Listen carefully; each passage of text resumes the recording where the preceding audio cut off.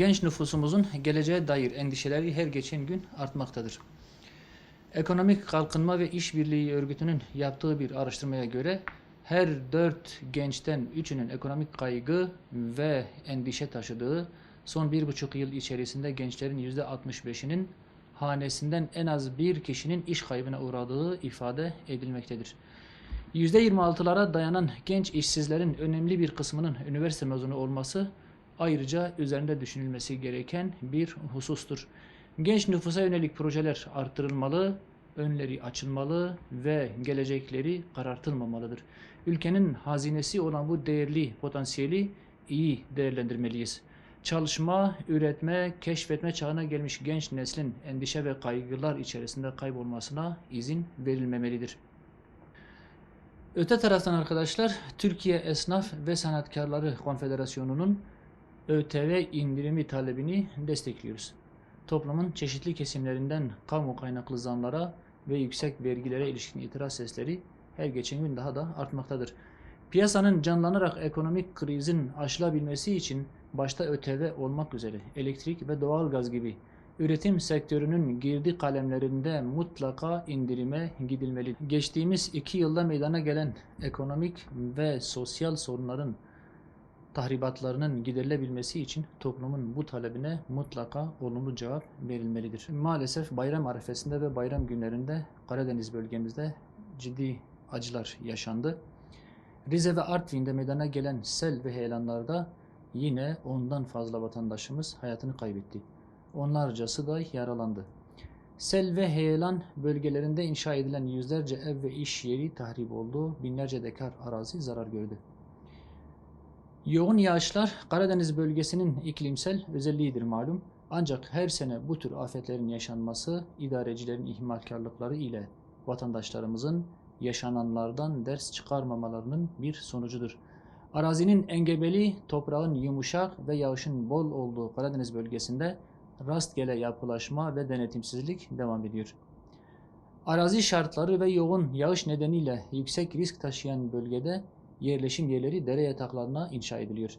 Öte taraftan çay bahçelerinin genişletilmesi amacıyla ağaçlar sökülerek ormanlık bölge yok ediliyor. Bir daha bu tür afetlerin yaşanmaması için düzensiz yapılaşmaya son verilmeli, dere yataklarında yer alan yerleşim yerleri boşaltılmalı ve ağaçlandırma çalışmaları artırılarak ormanların yok edilmesine engel olunmalıdır. Bu vesileyle arkadaşlar, Rize ve Artvin'deki sel afetinde vefat eden vatandaşlarımıza Allah'tan rahmet diliyor. Afete maruz kalan vatandaşlarımıza geçmiş olsun dileklerimizi iletiyoruz. Bu tür afetlerin bir daha yaşanmamasını temenni ediyor. Yetkilileri önlem almaya davet ediyoruz. Doğu ve Güneydoğu bölgelerimizde gangrene dönüşen bir elektrik sorunumuz var malum. Batman'ın Kozluk ilçesinde 40'tan fazla köyün su pompalarının elektriği DEDAŞ tarafından kesilerek köylüler yazın bu sıcak günlerinde susuz bırakıldılar. Bayramın susuz geçirilmesine neden olan bu uygulamanın gerekçesi ise yüksek meblağlardaki elektrik borçlarının ödenmemesidir. Kozluk'ta 60'tan fazla köy DEDAŞ'a yüksek meblağlarla borçlu durumdadır. Her köyün 1-2 milyon TL civarında birikmiş borcunun olduğunu ve köylülerin bu borcu ödemesinin imkansız olduğunu dile getiren muhtarlar bu işe bir çözüm bulunmasını talep ediyorlar. Yüksek elektrik maliyetleri ve elektrik dağıtım uygulamasındaki aksaklıklar özellikle Doğu ve Güneydoğu'da gangrene dönüşmüştür. Büyük mağduriyetlere neden olan aksaklıklar yıllardır devam etmektedir. Köylerdeki su pompalarına güneş panelleri ile enerji sağlanabilir ve evlere sayaç takılmak suretiyle de adil bir ücretlendirmeye gidilebilir. Yazın ortasında, üstelik mübarek bayram günlerinde insanların susuz bırakılması insani ve kabul edilebilir değildir. Bu mağduriyet ivedilik ile giderilmelidir. Değerli basın mensubu arkadaşlarım, bu hafta malum olduğu üzere dışarıdan finanse edilen medya kuruluşları gündemdeydi. ABD ve Avrupa menşeli vakıflar kötü emellerini gerçekleştirmek için dünyanın birçok yerinde kimi gazeteci ve STK görünümlü platformları kullanmak için onlara ciddi fonlar aktarmaktadırlar. Yıkıcı ajandalara sahip bu vakıfların Türkiye'deki faaliyetleri son yıllarda çok yaygınlaştı.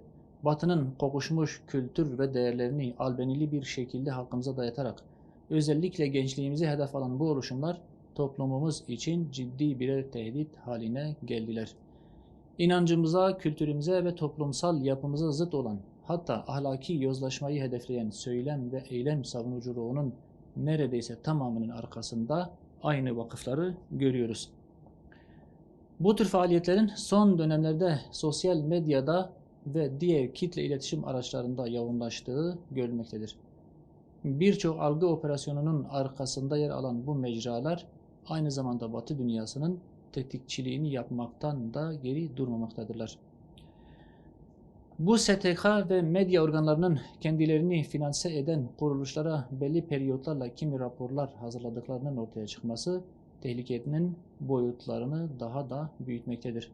Avrupa Birliği uyum mevzuatı ile kimi uluslararası sözleşme ve anlaşmalar da art niyetli bu yapılara çok geniş imkanlar sunmaktadır. Hızla büyüyen bu tehlikeye karşı acil önlem alınması çağrısında bulunuyoruz. Değerli arkadaşlarım, iletişim teknolojisinin gelişmesi hayatı kolaylaştırmak ile birlikte büyük riskleri de beraberinde getirmektedir.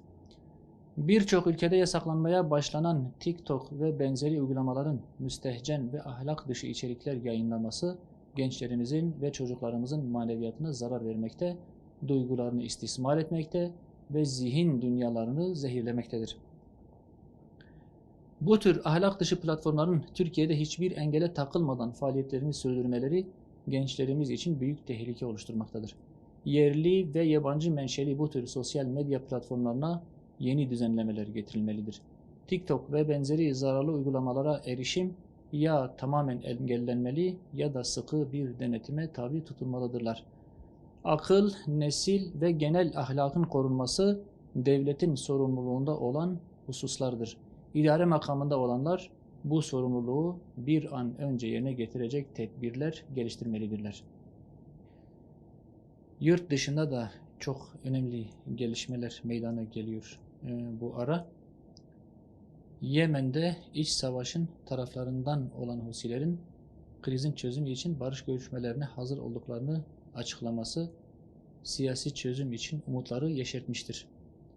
Kıtlık ve salgın hastalık pençesinde olan ülkede insani krizin sona ermesi için öncelikle koşulsuz ve sürekli ateşkes ilan edilerek yardımların ayrım gözetilmeksizin her bölgeye ulaştırılması sağlanmalıdır. Ancak Yemen'de müzakere sürecinin başarıya ulaşmasının temel yolu savaşan taraflara askeri ve siyasi destek veren, ülkeyi vekalet savaşı sahasına dönüştüren dış aktörlerin söz konusu desteği ivedilikle sonlandırmasından geçmektedir. Bugüne kadar savaş ve katliama verilen destek bundan sonraki süreçte Yemen halkının huzur ve refahına yöneltilmeli, taraflar ateşkes ortamında siyasi müzakereye zorlanmalıdır. 17 medya kuruluşu tarafından yürütülen araştırmada Siyonist işgal rejimi merkezli NSO gruba ait casus yazılımın küresel çapta kötü amaçlar için kullanıldığı belirtildi. İşgal rejimi sözde normalleşme karşılığında işbirlikçi yönetimlere casus yazılım pazarlamaktadır. Bu yazılım sayesinde dünya genelinde devlet başkanlarına kadar binlerce kişinin dinlendiği ortaya çıkmasına rağmen işgal yönetimine bir tepkinin gösterilmemesi şaşırtıcıdır. Filistin topraklarında gerçekleştirdiği terör faaliyetleri nedeniyle herhangi bir yaptırımla karşılaşmayan işgal yönetiminin gazeteci Cemal Kaşıkçı başta olmak üzere cinayet ve siyasi şantajlarda kullanılan bu casus yazılım ile uluslararası bir terör şebekesi olduğu bir kez daha ortaya çıkmıştır. Siyonist işgalcilerin emellerini gerçekleştirmek için siber silah olarak kullandığı ve rüşvet olarak pazarladığı casus yazılımla ilgili olarak yargılanmaları ve cezalandırılmaları hayati öneme sahiptir. Zira söz konusu yazılım siyasi baskı ve cinayetlere zemin hazırlamakta, küresel güvenliği riske atmaktadır. Savaşın devam ettiği Suriye'de yoksulluk ve insani dram giderek artmakta, ülkenin tamamında insanlar temel ihtiyaçlarını giderme noktasında büyük sıkıntılar yaşamaktadır. Ülkedeki yoksulluk ve zor durum Birleşmiş Milletler'in raporlarına da yansımaktadır. Birleşmiş Milletler Suriye özel temsilcisinin açıklamasına göre ülkedeki ekonomik durum çok zorlaşmıştır. Her 10 kişiden 9'u yoksulluk içinde hayatını sürdürebilmektedir. Ülke fiili olarak 3 bölgeye bölünmüştür. Suriye'de bulunan bütün aktörler ve Birleşmiş Milletler, ülkenin istikrara kavuşturulması ve insani yardımların ihtiyaç sahiplerine ulaştırılması, mültecilerin Suriye'ye güvenli bir şekilde dönmesi için bir an önce harekete geçmelidirler. Özellikle Astana'da yapılan son toplantıda alınan kararların hayata geçirilmesi bu anlamda büyük önem arz etmektedir. Değerli arkadaşlar, Tunus'ta dün gece malum menfur bir siyasi darbe yaşandı. Tunus Cumhurbaşkanı Kays Said mevcut bazı sorunları gerekçe göstererek meclisin tüm yetkilerini dondurduğunu ve milletvekillerinin dokunulmazlığını askıya aldığını belirtmiş, atayacağı bir başbakanla yürütmeyi devralacağını bildirmiştir. Tunus halkının iradesine yapılan bu darbeyi şiddetle kınıyoruz. Tunus'u istikrarsızlığa sürükleyecek, mevcut sorunların çözümünü daha da geciktirecek olan bu darbe, halkın iradesini gasp etmektir.